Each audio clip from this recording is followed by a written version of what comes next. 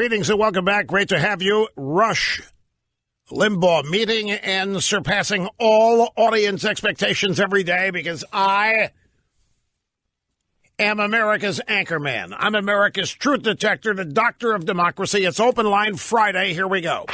Live from the Southern Command in sunny South Florida, it's Open Line Friday.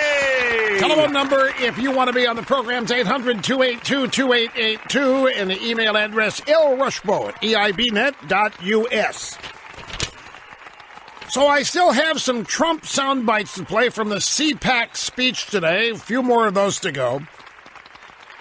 And there has been an apology in the media to me for mistakenly claiming that I was suggesting students from the Parkland High School were paid actors. However, that lie has now spread to the BBC. We will have audio soundbites coming up, as well as more phone calls from you. There's I think it's a funny story here at Reuters. The Chi-Com leadership, through one of their state-controlled newspapers, has a story today saying that we, the United States, should learn from the Chi-Coms and restrict guns and protect people's rights. Now, in a properly educated United States of America, this would be one of the laugh riot stories of the day. If we had a proper educational understanding and curriculum teaching communism and teaching socialism, this would be one of the biggest laugh stories of the day. But sadly, we have just the opposite.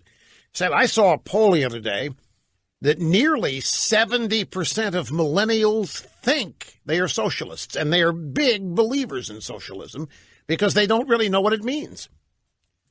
Socialism to them does involve the big government, but it only does good things. It protects people, and it feeds people, and it shields people.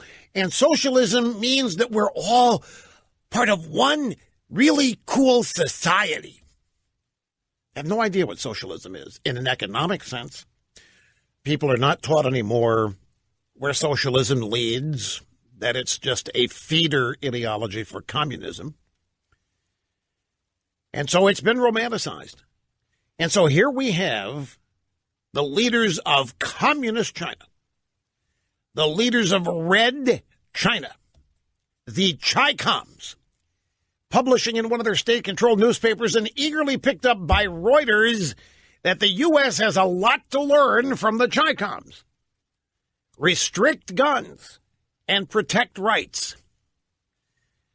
The Chinese government not only restricts guns, they restrict rights. They restrict and prohibit religious freedom. There is no freedom of speech in China. There is nothing akin to the freedoms we enjoy in the United States, but because of the woeful state of public and even higher education, I dare say that a shockingly large percentage of Americans, particularly children, have no idea and maybe think that we do have something to learn from the Chi-Coms.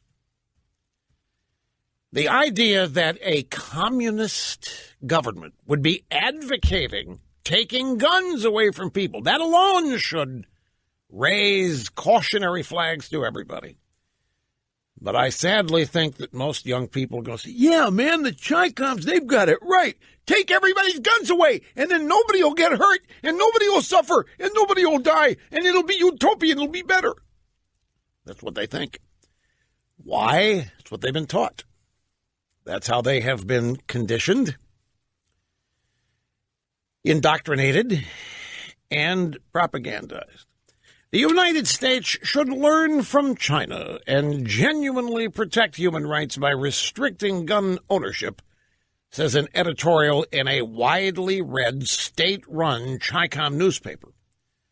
The newspaper is Global Times. The editorial was published after the massacre at the high school in Florida last week. The Global Times said Washington has been pointing an accusing finger at other countries over human rights. However, Americans have been killed by gunfire in the country that American soldiers being killed in. More Americans have been killed by gunfire in the country than American soldiers have been killed in all U.S. wars. Maybe, I don't know, but more people are killed by knives every year than guns. Do you know that? You know how many people die every year from knives? I see people are smirking already. You're missing the point, Mr. Limbaugh. This is not about knives, it's about guns. No, I thought it was about death.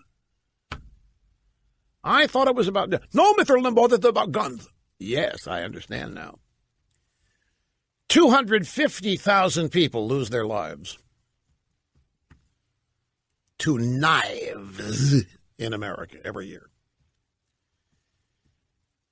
And the vast majority, like 70% of gun deaths in America are due to what?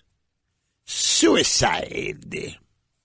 Suicide claims 70% of gun lives in America every year. Dare say if you want to kill yourself with a gun, and even if guns are not legal, you're going to find a way. And if you can't, you'll use a knife.